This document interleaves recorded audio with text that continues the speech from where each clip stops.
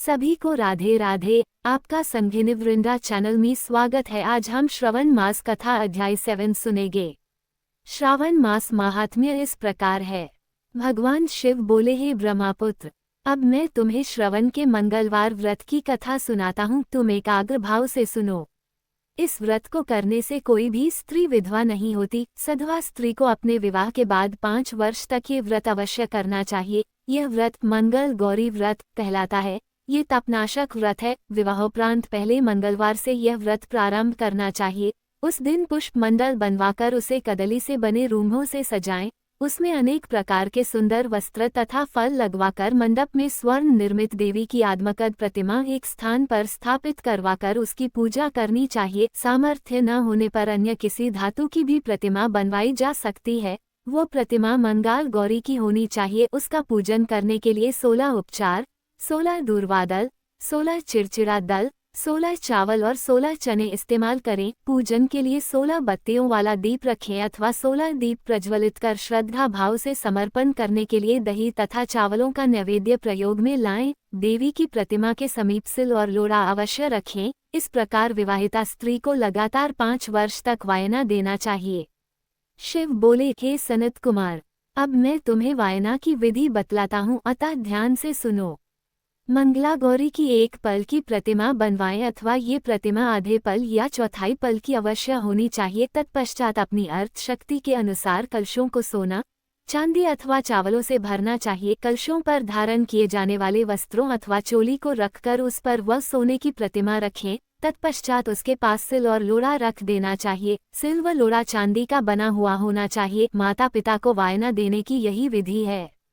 तदोपरांत 16 सधवा ब्राह्मणियों को भोजन करवा देना चाहिए। इस उपाय से पत्नी 7 जन्मों तक सुहागन बनी रहती है। इस प्रकार व्रत करने से पुत्र, पौत्रादि व धन संपत्ति स्वयं ही प्राप्त हो जाते हैं। सनत कुमार ने शिव से पूछा, हे प्रभु, सर्वप्रथम यह व्रत किसने किया तथा उससे कौन से फल की प्राप्ति होती है, इसके बारे में आप मुझे विस्तार से बताएं। शिव बोले, पूर्व काल में कुरु देश में श्रुतकीर्ति नाम राजा का शासन था। वह राजा न्यायप्रिय, शांतिप्रिय, विद्वान, शास्त्रज्ञ, धीर एवं वीर था। उसके राज्य में चहुओर शांति थी। उसका कोई शत्रु नहीं था। उसे संसार की समस्त रिद्धि सिद्धि प्राप्त थी, परंतु वह निसंतान था। संतान प्राप्ति के लिए वह दिन रात जप तप करता था तथा साधु संतों की शरण भी जाता था, परंतु उसका मनोरथ सिद्ध नहीं हुआ। फिर वह देवी की आराधना करने लगा। देवी ने प्रसन्न हो उसे स्वयं आशीर्वाद दिया तथा अभीष्ट वस्तु मांगने को कहा। राजा बोला, हे देवी, यदि तू मुझ पर अत्यंत प्रसन्न है तो मुझे पुत्र रत्न की प्राप्ति का वर दे। मेरे राज्य में धन धान्य अथवा अन्य किसी वस्तु का अभाव नहीं है। देवी बोली, हे नरेश, तूने मुझसे अत्यंत ही दुर्लभ वस्तु मांगी है, परंतु मैं तेरी मनोकामना अवश्य पूरी करूंगी। अतः अब तू दच्चित हो, मेरी बात सुन। तेरे यहाँ पुत्र अवश्य ही उत्पन्न होगा। वह अत्यंत मेधावी भी होगा, परंतु वह 16 वर्ष तक ही जी पाएगा, परंतु वह सुंदर विद्याहीन हुआ दीर्घायु होगा।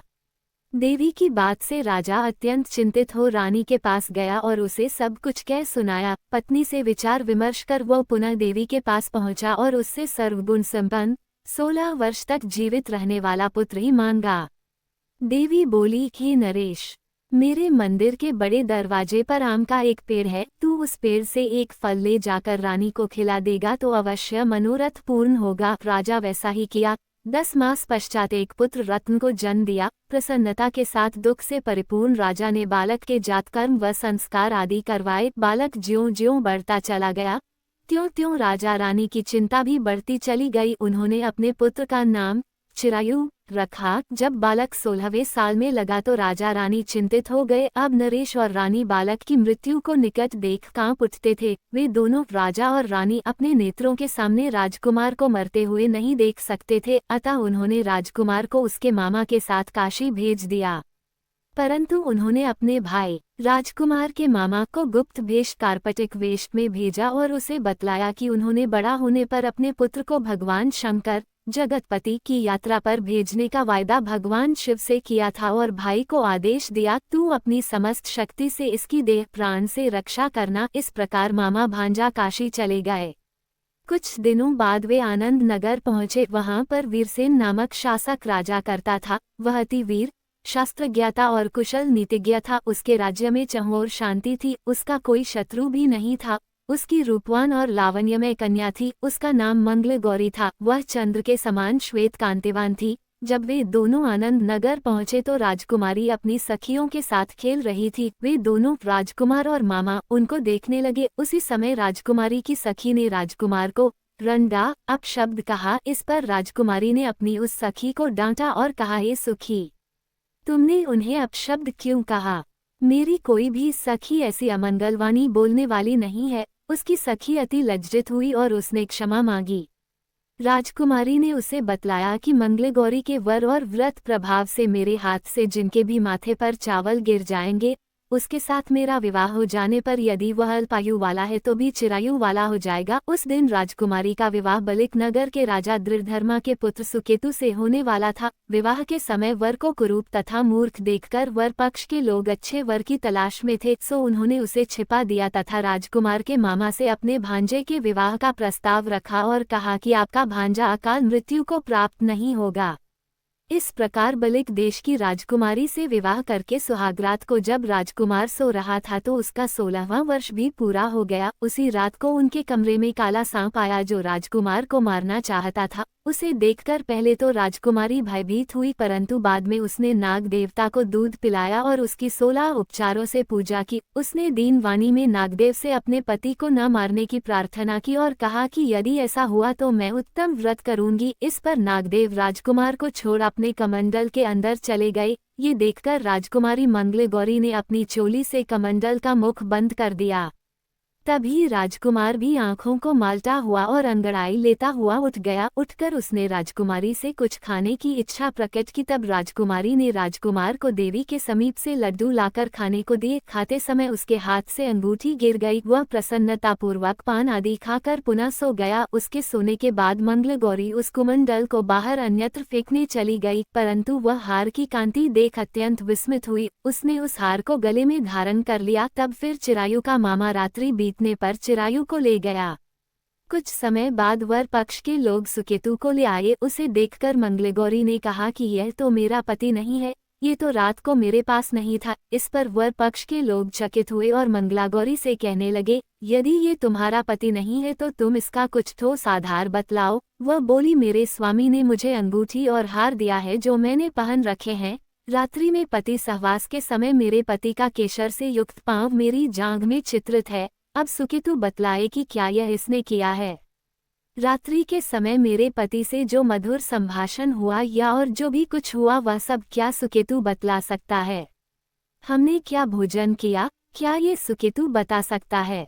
इन सब प्रश्नों का सुकेतु कोई उत्तर न दे सका। अंत में वर पक्ष के लोग शर्मिंदा होकर सुकेतु को साथ लेकर अपने राज्य लौट गए और मंगलागौरी अपने पिता के घर आ गई, क्योंकि उन्होंने कन्या को सुकेतु के साथ भेजने से इनकार कर दिया था।